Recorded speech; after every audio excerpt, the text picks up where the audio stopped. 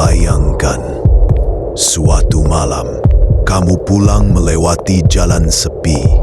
Angin malam berhembus dingin. Lalu tiba-tiba, kamu melihat sesosok tinggi besar.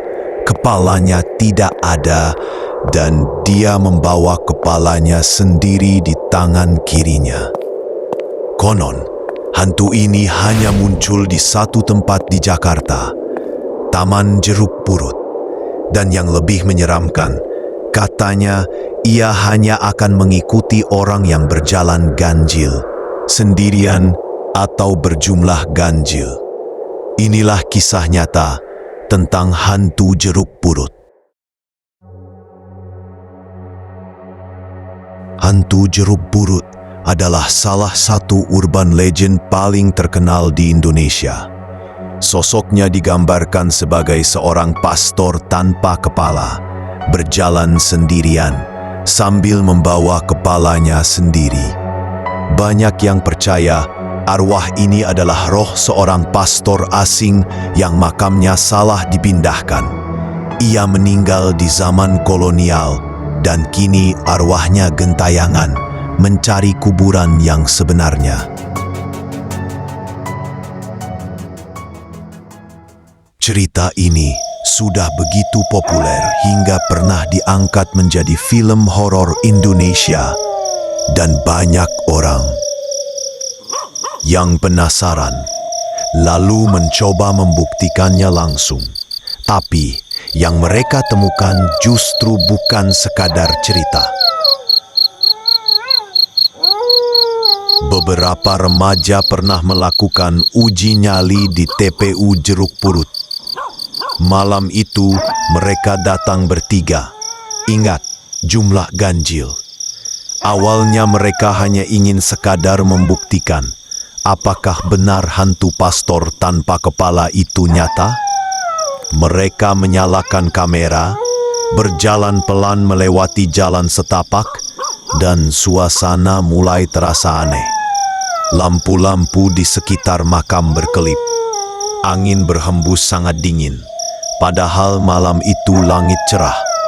Salah satu dari mereka mendengar suara ranting patah, seperti ada yang mengikuti. Lalu tiba-tiba salah seorang dari mereka berkata lirih, kalian denger nggak? Kayak ada yang jalan di belakang." Mereka menoleh. Tidak ada siapa-siapa, hanya bayangan pepohonan. Tapi bau anyir tercium, mirip darah.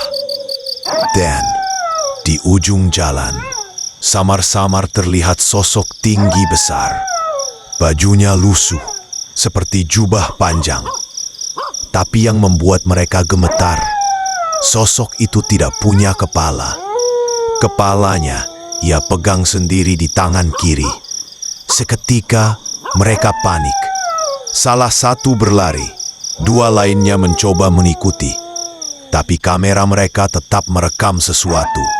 Suara langkah berat, seperti menghentak tanah, mengikuti dari belakang.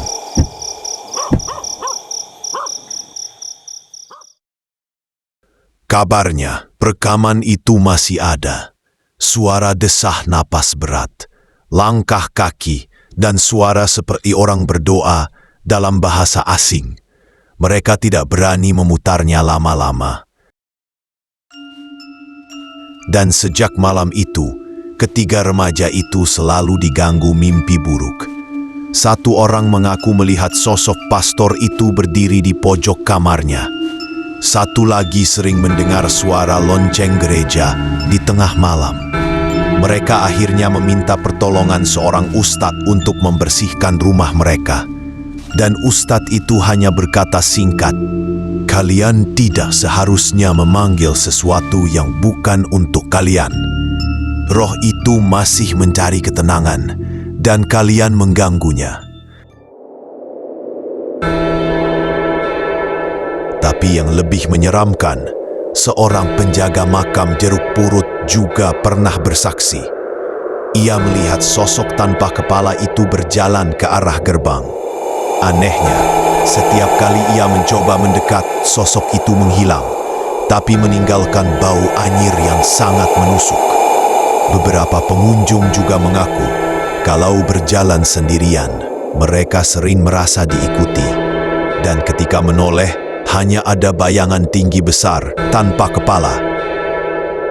Pertanyaannya, apakah benar itu arwah seorang pastor? Atau sebenarnya ada entitas lain yang menyamar menjadi sosok tersebut? Sampai hari ini, cerita hantu jeruk purut masih terus jadi misteri. Ada yang percaya, ada yang meragukan. Tapi satu hal yang pasti, jangan pernah mencoba datang ke makam itu dengan jumlah ganjil. Karena kamu mungkin akan melihat sosoknya langsung. Dan jika suatu malam kamu melewati jalan sunyi, lalu mencium bau anyir, jangan sekali-kali menoleh ke belakang. Bisa jadi dia sedang mengikutimu.